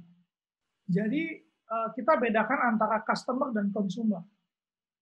Target customer itu yang membeli itu belum tentu dia juga yang pakai.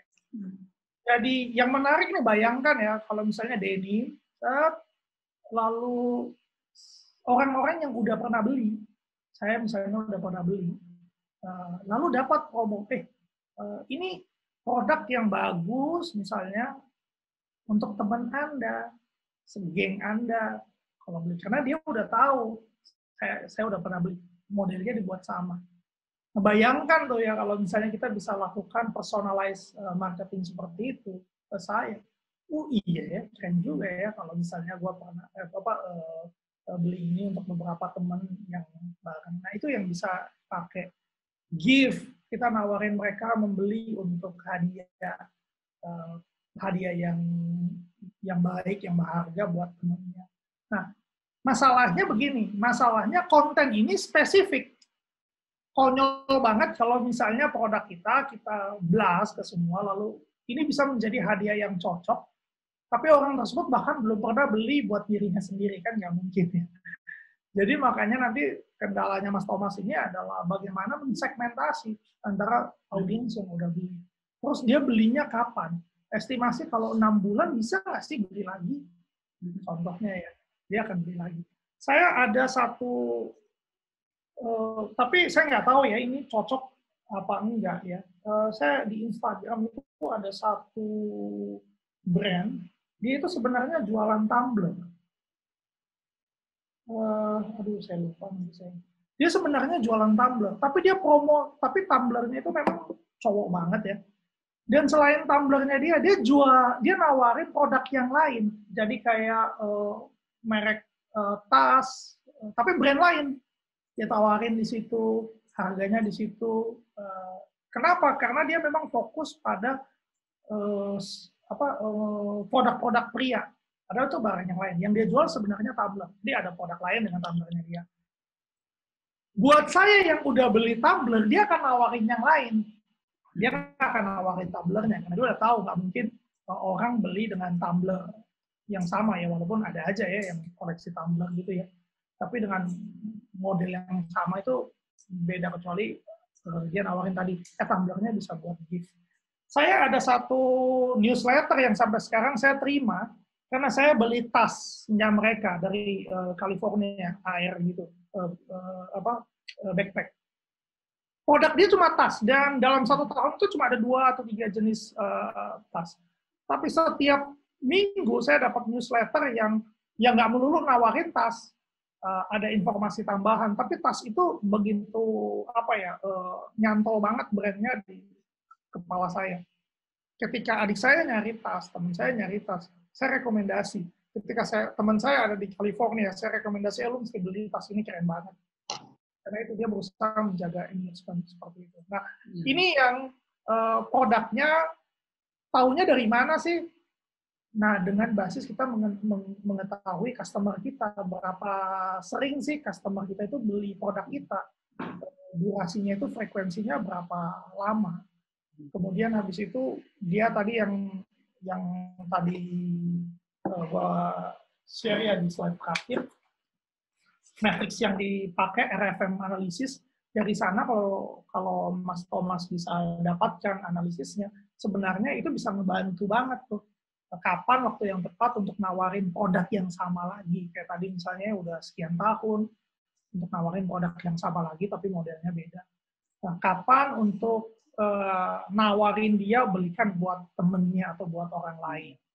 Kapan untuk yang memang udah untuk engage saja, harapannya supaya dia bisa referral gitu. Jadi repeat itu nggak harus selalu saya beli lagi buat saya, tapi bagaimana dorong untuk saya misalnya dari user apa.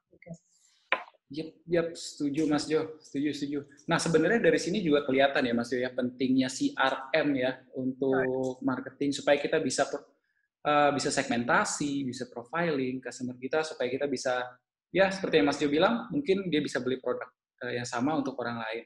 Nah, masuk lagi nih Mas Jo ke pertanyaan selanjutnya. Dari Denadia, katanya, ada nggak sih Mas Jo buku yang Mas Jo rekomendasiin yang ngebahas mengenai bidang ini nih, retention, atau mungkin digital marketing secara keseluruhan mungkin Mas? Ini banyak banget ya bukunya ya. Coba gini,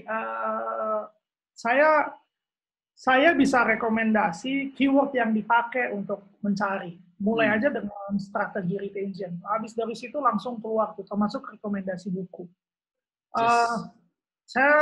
Ini pertanyaan yang bagus banget. Saya nggak nyangka ada yang nanya. Dan saya punya kesulitan dalam menghafalkan buku. Judul ya. Nanti ini khusus deh untuk ini saya asumsikan Denadia ini cewek ya. Untuk Mbak Denadia, saya nanti jawab secara terpisah aja kali ya, buku-buku yang saya highlight ini penting banget untuk dibaca. Cuma salah satu yang bagus banget itu tentang SaaS.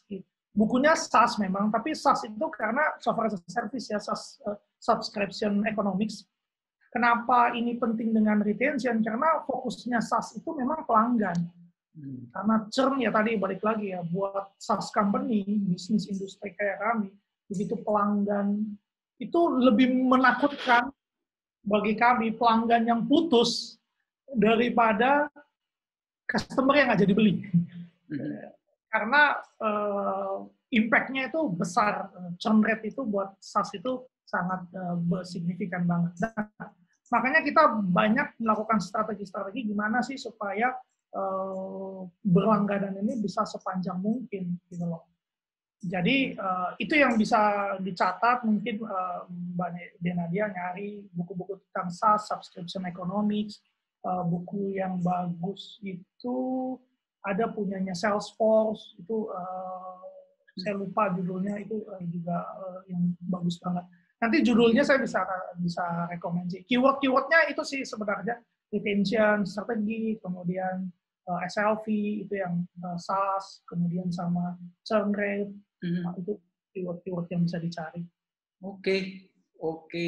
So Mbak Denadia, nanti kita dari Mas Joni kita akan berikan referensi buku-bukunya, judulnya apa aja nih ke Mbak Denadia.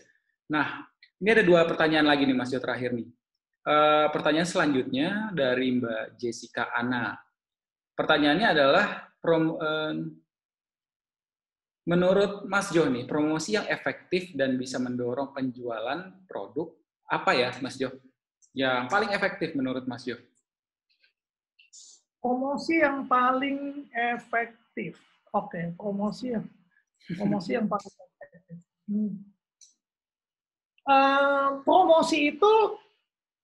Promosi ini tergantung di apa tujuannya, apa goalnya. Itu beda-beda ya. Karena ada promosi yang di awal, promosi digunakan untuk awareness. Contoh cashback 90%. Tapi ada maksimalnya. 5.000 kan gitu ya Mas. Iya. Tapi itu untuk awareness. Jadi memang goalnya adalah awareness. Supaya apa? Akuisisi. Ada promosi yang, contoh nih yang saya pernah dapat juga, saya beli wireless headset. Saya udah lihat iklannya udah sering muncul karena ditargeting, karena saya lihat websitenya, lihat YouTube-nya, lihat ininya, kemudian saya klik. Pas saya mau beli, saya nggak putuskan untuk membeli. Nah, berarti ini kan sebenarnya udah aware, udah datang, udah tertarik, tapi nggak jadi convert, masuk ke Bandung Card. Saya langsung dapat email tuh, 1 kali 12 jam, nggak nyampe 24 jam. Dia bilang, Jo, gue lihat lu belum menyelesaikan transaksi lu. Ini deh, kalau di email nih ya, ini deh, kalau lu selesaikan, kalau lu beli kurang dari 24 jam, lu dapat diskon 15%. Itu promosi. Goalnya apa sih? Supaya nggak nyangkut di Bandung Card, supaya convert. Ada promosi juga yang dipakai untuk retail. Nah, mendorong penjualan ini, penjualan kepada siapa? Kepada customer baru kah? Customer yang udah pernah beli kah? Customer yang udah lama nggak beli kah? Ini strategi namanya resurrection ya, winning back, kembalikan lagi customer-customer lama kita yang udah lama nggak beli. Nah, di masing-masing tersebut promosi itu berbeda-beda tujuannya. Makanya yang saya bisa bilang, kayak saya selalu bilang, diskon itu bukan strategi untuk meningkatkan penjualan, enggak. Diskon itu punya tujuannya, ngapain sih? Nah, kalau itu di awareness tadi, itu yang kita sebut sebagai CAC, CAC-nya, Customer Acquisition Cost, biaya yang kita keluarkan untuk mengakuisisi customer. Diskonnya sih gede. Harapannya apa? Dengan begitu dia membeli, dia jadi berlangganan. Nah, begitu yang sudah membeli, kita kasih diskon. Harapannya apa? Mungkin supaya dia bisa bawa teman-temannya, keluarganya, orang lain, ngajak untuk pakai. Kan ada yang kayak gitu, gue dapat 30% nih, 50% diskon atau gratis. Tapi gue mesti ngajak 10 orang lagi untuk join. Pernah ya, itu member get member istilahnya, itu namanya user advocate. Gimana sih kita nge-referral orang supaya pakai. Nah, ini beda-beda. Kalau ditanya efektifnya yang mana, tergantung goalnya dari Mbak Jessica, mau yang mana sih? Karena strategi marketing itu cuma ada 4 goalnya. Kita mau fokus pada awareness, kita mau fokus pada akuisisi, kita mau fokus pada retention dan referral atau engagement. Nggak bisa bilang kita mau semua, karena pasti kita terbatas resource, waktu, dan tenaga. Tenaga itu uang orang dan segala macam. Jadi tergantung Mbak Jessica mau fokusnya di mana. Tapi yang perlu digarisbawahi bahwa promosi itu bukan tujuannya mencari keuntungan, bukan. Ada tujuan dari promosi, diskon, dan apapun yang kita mau bagikan itu. Kalau di awal ya tadi CAC, kalau di tengah, kalau di belakang itu untuk dapatin dari mulut ke mulut. Paling itu sih yang saya bisa share sih. Kalau efektif ya memang harus dicoba memang promonya. Setuju Mas Jo, karena setiap bisnis unik, setiap produk unik, bahkan setiap channel pun unik. Jadi memang salah satu yang bisa dilakukan ya execute dulu aja ya Mas Jo ya, baru nanti bisa dianalisa dan dikembangkan dari sana. Nah terakhir nih Mas Jo, pertanyaan dari Mas Gusti Ar-Rahman. Nah saat ini bisnisnya Mas Gusti adalah bisnis buah. Produk yang dijual adalah buah, karena ada kekhawatiran stoknya bisa busuk, sisa banyak dan jadi busuk, resikonya. Jadi model yang dijalankan adalah sistem PO. Nah, menurut Mas Jo, strategi seperti apa sih yang ideal mengenai pre-order ini? Apakah sebulan sekalikah atau berapa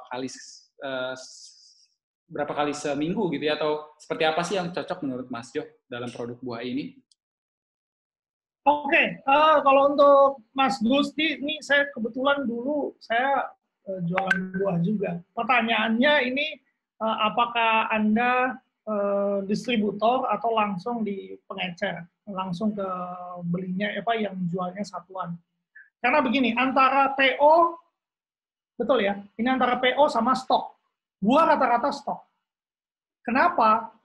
PO itu reseller. Oke. Kalau reseller bisa PO, kalau dijual lagi ya, karena pasti ngandalin dari margin. Tapi kalau jual direct langsung, saran saya stok. Karena ada dua, ini sempat disinggung di Digitalk kita yang saya lupa yang keberapa ya, antara saya mau PO sama yang kalau kita stok atau kita produksi. PO itu barang-barang yang biasanya nggak umum, gitu. Kalau barang-barangnya umum, ngapain saya harus PO kalau ada yang stok? Nah, ini nanti kalau untuk reseller, Mas Gusti, problemnya adalah ketika ada permintaan, Mas Gusti nggak bisa deliver atau karena nunggu PO, sedangkan kompetitor punya barangnya, dia akan lari ke kompetitor. Walaupun lebih mahal. Karena buah kan ada masa waktunya ya, itu yang mahal, makanya investasi di buah ini adalah di penyimpanan sebenarnya. Jadi dulu saya waktu di Banjarmasin ngambil buah, reseller itu begitu buah datang, itu bahkan nggak sempat masuk pendinginnya dia, itu langsung dibagi-bagi habis. Apalagi buah-buah yang diminati ya, pasti kayak gitu. Nah begitu, dan marginnya memang nggak sedikit yang nyetok ya, karena yang kalau PO ya memang perputaran uangnya ada dulu baru dibeli, baru kita ambil. Cuma yang ini saya nggak tahu ya kalau buah PO ini bagaimana sustainability-nya ya, berkelanjutannya itu seperti apa. Karena menurut saya PO untuk di buah, apalagi untuk di reseller ini untuk sementara strategi di mana kita bertahan, tapi kalau kita mau expand, kalau kita mau lebih ya kita mau expand ya memang harus berani untuk kita stok barangnya. Itu mau nih kalau gitu sih. Oke. Semoga menjawab ya Mas Gusti. Oke, Mas. Ini sebenarnya di manajemen operasional ini. Mas, soalnya ada penyimpanan. Setuju Mas Jo. Ya. Oke. Wah, itu tadi pertanyaan terakhir nih Mas Jo. Dan kita juga kayaknya udah keasikan ngobrol, bahkan sampai lewat nih waktunya. Karena memang topiknya menarik banget nih Mas Jo. Dan teman-teman kita juga semoga harapannya sih topik yang kita bahas hari ini membantu ya. So Mas Jo, sekalian mungkin kita tutup aja sesi digital kita kali ini. Terima kasih banyak Mas Jo atas sharingnya yang luar biasa banget. Dan buat teman-teman semua, di layar ada QR Code, jadi kita mau minta bantuan dari teman-teman semua untuk berikan ke kita feedback, kira-kira apa yang teman-teman suka dari tema digital kita, dan supaya kita bisa terus kembangkan digital kita selanjutnya. So mungkin cukup sekian sih dari kita teman-teman. Saya Randy dari M-Target dan beserta seluruh teman-teman M-Target berterima kasih banyak atas partisipasi teman-teman semua, dan besar harapan kami apa yang sudah kita share, apa yang sudah kita ketahui bersama hari ini, malam ini, bisa berkontribusi besar ke bisnis teman-teman. Semoga tahun 2020 ini bisa kita tutup dengan cukup baik, sehingga tahun 2021 kita semua bisa rebound dan dapat hasil yang jauh lebih baik dari tahun-tahun sebelumnya. So, ya, terima kasih banyak teman-teman semua. So, jangan lupa untuk berikan feedback-nya ke kita supaya teman-teman semua bisa ikut ke Digitalk selanjutnya yang lebih relevan dan bisa lebih impactful ke bisnisnya teman-teman. So, terima kasih semua. Thank you.